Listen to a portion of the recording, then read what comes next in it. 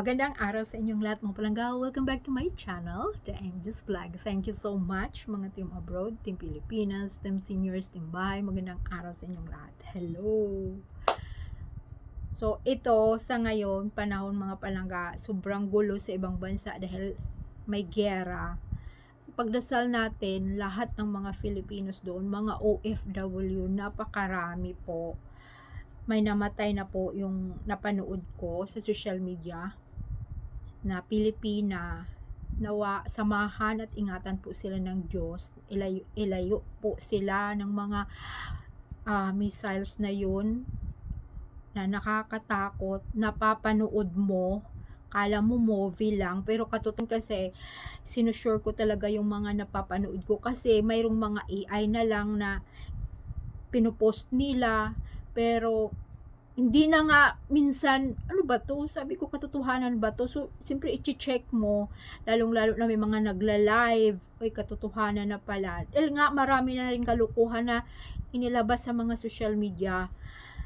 Tapos, nakakatakot talaga, lalo na yung may mag-a-alarm na, di po ba, napanood niyo po ba yun? Kaya, nawa, ingatan sila ng Diyos at matigil na yung giyera, nakakatakot. So, pagdasal po natin sila mga palangga, lalong-lalo na po yung ating mga kababayan na mga OFWs. So, ito, pag-usapan natin dahil yung aking theme ay multo. Baka sasabihin nyo, baka mayroon na namang ano na naman, multo, pero sino ba naman ang minumulto? Huwag nyo pong basihan. Ito siyempre yung mga sinasabi ko dun yung theme ko na ganito, ang panuurin nyo kaagad yung video, hindi yung basahin nyo na lang yung kung anong nasa theme ko na.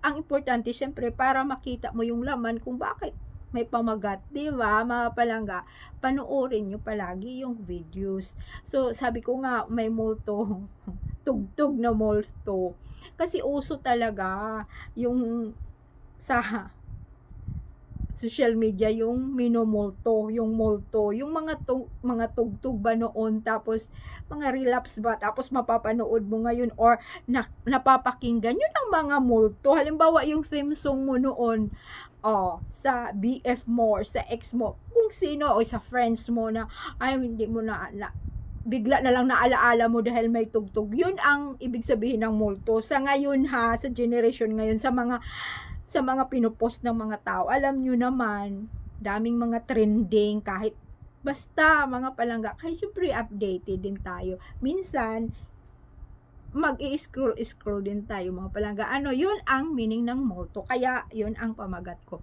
Umattend si Alden mga palangga ng kasal ni Gerald Napoles at saka ni Kim Molina. Sa Bohol po, hiniheld. So, doon si Alden sa Bohol. Pero ito muna mga palangga, ang chika kasi, ang una kasing napanood ko, syempre may mga pictures na lumabas, andoon din si Barbie Fortesa. Ngayon may yung picture na magkadikit sila ni Barbie at saka ni Alden. Chinichika na naman, chinichismis na naman ng mga sarsulistas.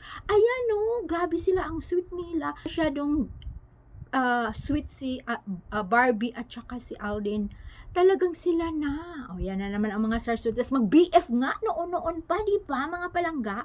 Talagang pinupush nila, magigigil ka rin sa mga sarsulistas na yan na may BF na. Alam nga ni Barbie ang tunay na buhay ni Alden, nakasettle down na, may asawa na yan, may pinakasalan na yan. Siyempre sa showbiz, hindi nila pinalabas yung mga katotohanan. Di ba mga palangga, pero darating ang panahon, aminin din yan na may asawa na yan, sa edad na yan. Di ba? Ayan naman ang pinupush na talagang may relasyon si Alden at saka si Barbie. Wala, mag-friend lang yan. Tunay na buhay. Di ba mga palangga? So ito na nga ang kwento. Andoon nga si Alden sa Bohol. Ay nako. So yun na, lumabas nga na ina-announce, ayan, Gerald Napoles at Kim Molina. So pagbukas, si Alden at saka si Kim, ayan, Kiss the Bride daw, ay pinatugtog yung God give me you. Yun, God give me you. Multo, minumulto ng tugtog at theme song ng Aldab. Yun. So, nagtawaran yung mga tao. Hindi yan si Napoles, si Gerald. Ulit na naman, ang inilabas na naman nila si Gerald Anderson. Ay, nako. Siyempre, ganun muna kasi mga komedyante yun, may palaro muna or para sa mga tao, sa mga audience, 'di ba? Kasi hindi sila komedyante sila, so ginawang komedyante din yung kanilang kasal. So ayun na nga, minumulto ng God Give Me You. 'Di ba? Kung kayo naman, syempre ay, Aldab song 'yan ah. So ang dami na nga ring nagpo-post na, ay nako, minumulto talaga ang mga Aldab Nation ng multo na song.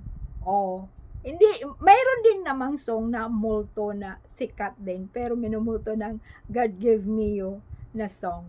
Kaya ayan mga palangga, minsan kasi no, ang mga BFF ngayon or may katabi lang si Alden na babae, yan na yun. Na niligawan, syuta, ex, kahit na ano na lang ang binabato kay Alden. Pero pag marami na yan, pag masyado na talagang pinag-uusapan, maglabas na talaga ng statement si Tisoy na hindi, friend lang. Tapos ito pa, marami pa rin nagdidiin na si Catherine. Marami talaga, mga palaga, marami talaga na sila talaga sa real life at saka si Alden at saka si Catherine. Kahit sa video ko, kahit dito sa vlog ko, mayroon talagang sisingit na wala talagang sila talaga dahil ang dami talaga silang picture, ang dami na lang silang videos ni Alden at saka ni Catherine. Wala talaga dahil ang syuta ni Catherine ay yung politician sa Laguna. Sila na talaga. So, ngayon, tinatago rin nila. Pero nahuhuli din naman sila.